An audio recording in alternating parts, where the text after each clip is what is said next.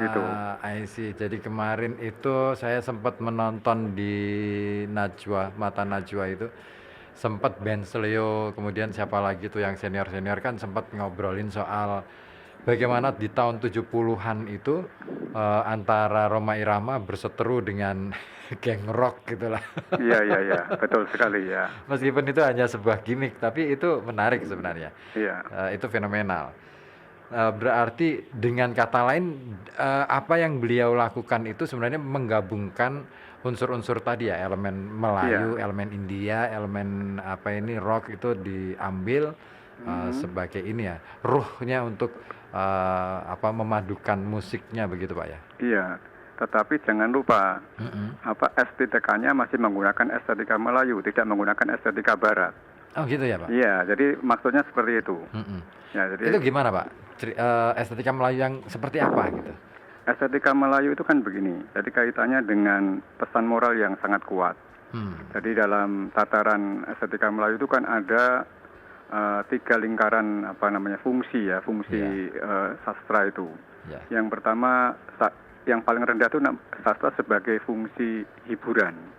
Sastra sebagai sesuatu yang indah, menghibur, memuaskan orang yang mendengarkan, memuaskan orang yang membaca, itu fungsi yang rendah bagi kalangan Melayu ya pada waktu itu.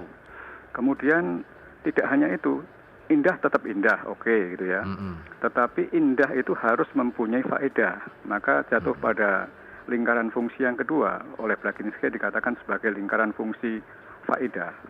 Jadi harus ada muatan apa namanya pengajaran ya, ada muatan nilai moral yang mengajak kebaikan orang untuk berbuat baik ya, dan meninggalkan perkara-perkara yang tidak baik. Nah, ternyata tidak hanya sampai itu. Sastra yang mengajarkan atau lirik lagu yang mengajarkan, tetapi puncaknya justru pada tataran yang tinggi, yakni fungsi spiritual. Jadi lapis yang ketiga yang tertinggi itu dalam estetika Melayu menurut Blaginski itu adalah sebagai nilai transenden atau fungsi spiritual. Bahwa sastra itu sebagai bentuk penghambaan, sebagai bentuk persembahan kepada yang maha indah begitu. Nah ini yang maha indah itu kan Tuhan ya. Jadi apa yang tampak di kita itu hal-hal yang indah itu sebenarnya adalah pancaran keindahan Tuhan. Karena Tuhan itu mempunyai sifat yang namanya maha indah gitu. Saya jadi ingat sama ini Pak, Gurindam 12-nya Raja Ali Haji nih kalau kayak gini. Iya, iya. Iya memang kan? Iya. Bila banyak berkata-kata, pasti di situ tempatnya dusta, gitu kan? Kurang pikir, kurang siasat, tentu dirimu kelak tersesat. Nah, itu muatan pesan moral atau ajaran moral yang sangat luar biasa. Dan tiga-tiganya termaktub di situ. Ada fungsi hiburannya. Iya, ketika itu dimain-mainkan menjadi katakanlah lagu, akhirnya kan sempat itu dibikin sama JHF. Jogja Hip Hop Foundation itu. Saya sempat ngikutin itu perkembangannya JHF, itu menarik juga. Tapi kembali lagi ke Rhoma Irama. Ini saya dapat kuliah baru ini berarti. Iya. Yang dulu nggak pernah sempat kepikiran. Oke. Ini menarik. Estetika Melayu ternyata ada 3 poin itu. Iya. Dan itu terdapat di dalam lirik-lirik lagu Rhoma Irama. Ini pernah nggak sih Pak, Bapak sempat ketemu istilahnya melakukan wawancara dengan Bang Haji Rhoma Irama ini soal ini? Ya, selama ini saya belum pernah melakukan wawancara, tetapi saya murni memang membaca liriknya dengan pendekatan teori sastra yang saya kuasai. Jadi seakan-akan saya bisa berdialog dengan Rhoma Irama, ingin mengetahui ekspresi Rhoma Irama secara utuh. Itu makanya di situ saya tulis dengan berbagai pendekatan itu karena memang itu adalah ekspresi dari Rhoma. Jadi kalau Rhoma dikatakan sebagai dakwah saja itu ya tidak benar gitu kan. Itu jadi memang itulah ada Rhoma yang multi talenta itu macam-macam itu. Iya betul. Itu. Saya melihat itu bener. Iya. Dulu waktu siaran di Radio Dangdut itu. Iya. Pernah kebetulan acara yang saya bawakan itu acaranya Rhoma Irama. Terus saya nanya ke beberapa orang termasuk, pimpinan saya waktu itu yang pernah ketemu langsung dengan beliau, Ya, bahwa ternyata ini agak sedikit bocoran juga sih, saya iya, dapat iya. bocoran itu bahwa ternyata, Haji Rhoma Irama ketika mau membuat sebuah lagu harus kontemplasi betul, harus, Hmm, apa ya, istikharah dan macam-macam. iya, Gila. iya. It Maka itulah kemudian saya mengatakan bahwa nilai profetiknya luar biasa juga mhm mhm dalam lirik lagu Roma itu. mhm. Apa aja Pak yang bisa diambil dari nilai profetik lirik-lirik lagunya Rhoma Irama ini? Ya, nilai profetik itu kan sebagaimana yang mungkin pendengar pernah Mhm mendengar konsep itu bahwa konsep apa namanya profetik itu kan profet itu kan nabi ya. Jadi mhm. nabi itu penyampai atau rasul yang menyampaikan risalah Tuhan. Iya Begitu. Sehingga apa yang ditulis oleh Rhoma Irama itu mengandung itu ya, nilai profetik. Pertama adalah mengandung nilai apa dalam bahasa asingnya misalnya ada nilai humanisasi gitu humanisasi, ya, heeh, humanisasi. Kemudian ada nilai liberasi migrasi, ya dan ada nilai transenden.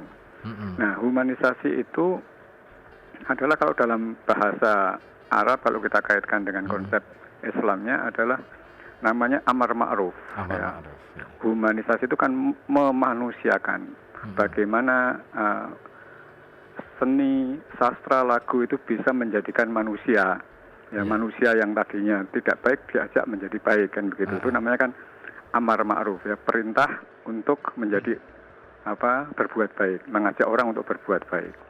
Kemudian yang kedua adalah liberasi ya. Kalau mhm. liberasi itu kalau dalam konsep Arab ya nahil mungkar, Nahi mungkar, mencegah berbuat mungkar. Artinya mhm bagaimana orang itu tidak melakukan kemungkaran. mhm, Maka perlu namanya liberasi. Ya, diberikan kebebasan, tidak hanya terkungkung pada persoalan-persoalan yang sempit tetapi supaya luas. Intinya supaya bagaimana manusia itu tidak melakukan perbuatan-perbuatan keji, mhm perbuatan-perbuatan maksiat dan seterusnya. mhm, Maka kemudian nilai yang tertinggi dari nilai profetik itu kan nilai transendensi ya. mhm, Itu kalau dalam bahasa Arabnya namanya tu'minuna billah ya. iya, Jadi beriman kepada Allah. Jadi kaitannya dengan Tuhan gitu. mhm, Jadi setelah mengajak orang berbuat baik, mencegah orang berbuat tidak baik, ini apa toh tujuannya ya? Tujuannya adalah untuk beriman kepada Allah Subhanahu wa taala. Makanya kan kalau ini mmm, dikaitkan dengan nilai estetika yang tadi saya jelaskan, ini kan nyambung gitu kan. Ada iya, nyambung karena tadi fungsi tertinggi heeh, adalah fungsi spiritual bahwa bagaimana sastra itu sebagai penghambaan kepada penghambaan, Tuhan ya di mhm sini sebagai transendensi ya mhm tu'minuna billah. Ini kan mhm, menjadi nyambung. Di mmm, estetika Melayu dengan konsep nilai-nilai nilai profetik profetik ini gitu ya? nyambung begitu. Aha, berarti ya sama dong Pak, artinya harmonisasi kan dibangun dengan 3 konsep itu sebenarnya ya Pak Iya, ya? Iya kan? betul sekali ya. Iya makanya, saya sangat, terus terang saya, salah satu penggemarnya Pak. Yo, ya, ya, ya. Makanya Ya, nanti makanya kalau penggemar itu kalau misalnya ingin tahu lebih banyak tentang apa yang saya tulis kan gampang lah itu kan bisa eee, ya bisa. makanya Siapapun mungkin ya pendengar-pendengar yang lain heeh, kalau butuh juga bisa. Bukan iya, iklan ya, bukan iklan, tapi bisa mengetahui lebih lanjut. mhm, makanya Begitu. ketika, Bapak kemarin itu unggah, gambar itu, wah saya langsung tertarik dan rasanya, "Oh ini harus saya hadirkan di Koja Sastra." Ya, Terlalu ya. eman-eman kalau, Mm. apa ya, ya harapannya sih sebenarnya kemarin itu pengennya Bapak hadir di sini. Iya, kapan-kapan nanti bisa hadir ya, karena ini Boleh. kebetulan kan malah ada yang WA saya suruh mampir gitu. Oh, saya siarannya dari rumah kok. Dipikir Iya, dipikir berangkat ke RKB, Pak, ya? iya, iya. Padahal dari rumah. Ya, Mm-mm. pengennya sih langsung nge-Zoom sebenarnya, tapi mungkin karena teknologi kita masih ada penyempurnaan jadi harap maklum aja masih lewat telepon. Iya, nggak apa-apa. Ini saya juga akhirnya pakai telepon rumah nggak apa-apa. Dan itu lebih jernih Pak suaranya. Oh iya, betul. Lebih jernih. Oke, lanjut ini Pak. Ada satu hal. Tema-tema yang dimainkan oleh Rhoma Irama dalam lirik-lirik lagunya selalu menghadirkan tokoh-tokoh perempuan. Nah, ada lagu Keramat misalnya. Itu terus apalagi ada lagu-lagu cintanya juga banyak. Emansipasi wanita juga ada. Emansipasi wanita juga ada. Itu apa masuk nggak sih Pak dalam pencermatan Bapak? Ya, memang betul begini. Jadi memang Rhoma Irama satu sisi itu menyanjung perempuan ya. Jadi perempuan itu ditempatkan pada posisi yang tinggi. Ini kan juga kita tahu kulaannya Rhoma Irama itu kan dari Al-Qur'an, dari hadis begitu ya. Jadi bahwa kalau kaitkan dengan Nabi, siapa yang paling kamu hormati gitu ya di dunia ini selain Allah kan gitu kan. Nah, ibumu, sampai yang kedua siapa? Ibumu gitu kan. Baru ayahmu. Berarti kan artinya menjunjung perempuan itu tinggi-tinggi. Tapi satu sisi Rhoma Irama juga memberikan kritik kepada perempuan ya dalam peran domestik ya kan, karena dalam peran publik ya. Kan pada umumnya kan perempuan itu kalau dulu ya pada zaman saya masih kecil itu kan perempuan itu kan ngurusi rumah tangga ya, jadi ibu rumah tangga, jadi ngopeni anak gitu kan, kemudian asah-asah, umbah-umbah, lumah-lumah lah ibaratnya kan seperti itu gitu kan. Nah itu pada waktu itu kan kemudian ada zaman Pak Harto itu pertama kali mengangkat ya menteri perempuan waktu itu ya, namanya Menteri Pemberdayaan Perempuan kalau tidak salah ya. Kalau tidak salah seperti itu ya, atau pemberdayaan wanita, karena pada waktu itu kata wanita dan perempuan itu dipakai secara kacau gitu ya. Tapi sekarang sudah menggunakan perempuan semua, begitu. Nah, kalau lagu emansipasi wanita kan jelas sekali.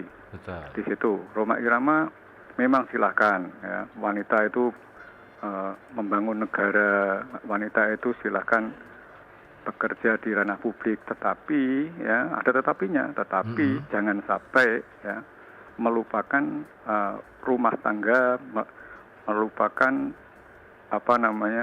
suami, melupakan anak-anaknya begitu. Jadi kan artinya kan ada seperti itu, bahkan menyampaikan bagaimana bahayanya kalau negara ini atau publik ini dikuasai oleh perempuan. Nanti terus laki-lakinya bagaimana, kan begitu. Nah ini seperti itu katanya. Betul. Di lirik itu juga disebutkan kalau wanita juga sibuk bekerja, rumah tangga kehilangan ratunya. Nah itu kan. Kalau wanita juga sibuk bekerja, anak-anak kehilangan pembina. Wah itu bisa dinyanyikan itu Kang Ribut. Kelihatannya suaranya bagus itu. Iya Pak, mantan vokalis. Oh mantan vokalis ya. Iya. Aduh, ini menarik sebenarnya. Banyak hal yang bisa kita petik dari lagu-lagunya Rhoma Irama. Dan malam hari ini banyak orang yang sedang menyimak siaran kita ini Bapak, karena dari tadi WA saya berderang-dering saja bahwa kapan ini mau dimulai. Ya. Itu. Karena mungkin dikira saya datang ke radio gitu ya, jadi ternyata menggunakan teknologi telepon. Iya. Dan hari ini memang momentumnya saya kira tepat juga sih Bapak. Karena kan selama ini begini Pak, musik dangdut itu kan selalu disudutkan.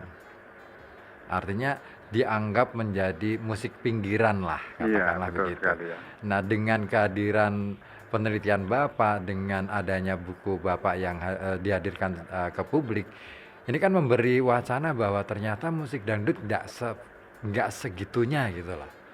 Nah, ini satu penghargaan menurut saya, dan saya kaget. Oh iya, kenapa saya tidak melakukan hal yang sama gitu loh. Iya. Dangdut menurut saya lebih jujur loh Pak. Iya betul sekali ya.